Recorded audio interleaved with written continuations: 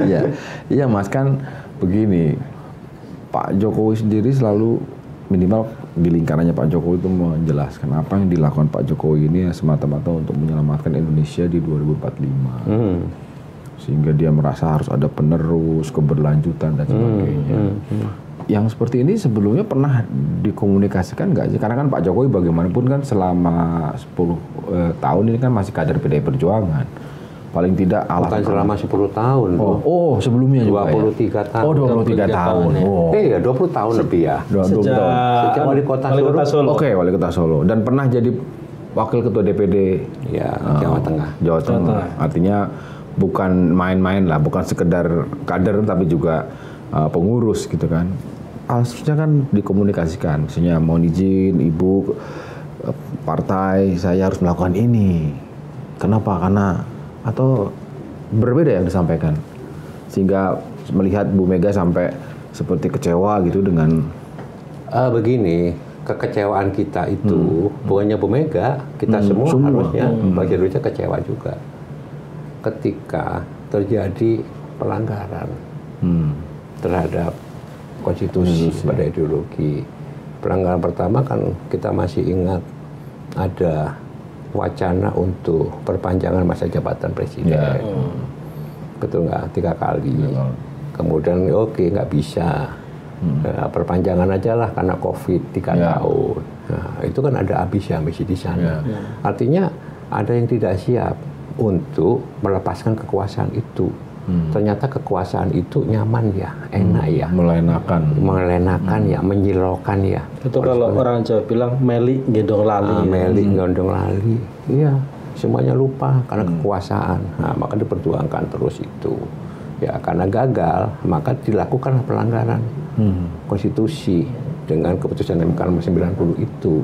Melakukan nepotisme, itu pemaksaan kehendak. Itu kan upaya-upaya seperti itu. Inilah yang sebetulnya yang harusnya itu diluruskan. Jangan lagi terjadi. Sekarang sudah terjadi kan. Jangan lagi ini terjadi lagi. Ya, ini sebetulnya pembelajaran pendidikan politik bagi kita bahwa kita harus tetap berjuang ya, meluruskan dan mewujudkan keadilan dan kebenaran. Apa aturannya? Ukurannya apa? Ya konstitusi, ya ideologi. Jadi bukan persoalan personal. Tapi bukannya politik itu katanya seni untuk meraih kekuasaan, Mas? Betul. Seni untuk meraih kekuasaan, ya. Seninya itu jangan melanggar. Seninya itu yang benar. Bukan seni semau-maunya. Ya. Artinya nggak mengalahkan segala cara. Iya, jangan mengalahkan segala cara. Boleh kamu meraih kekuasaan, ya, tapi jangan mengalahkan segala macam cara. Ini yang tidak benar. Makanya ini perjuangkan. Dan baru kali ini kan di dalam Pilpres itu banyak sekali catatan. Satu ya, Ketua MK diberhentikan, pelanggaran etik berat. Betul nggak? Yang kedua, KPU pelanggaran etik berat. Betul nggak? Oleh ditegur KPP, ya, ditegur kan nggak? Kemudian kemarin sidang MK dari 8 hakim MK 3 yang dissenting opinion.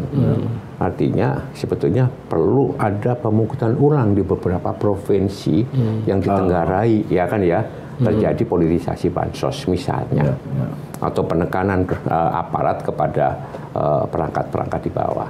Nah, meskipun pada akhirnya kan keputusan MK secara kelembagaan sudah menyatakan sudah final, sudah binding. Tapi kan ada catatan di situ. Dan baru kali ini ada catatan. Catatan. Coba yang lain. 2019 nggak ada catatannya. Nggak ada. 2019, 2000 berapa lagi? 14 juga nggak ada.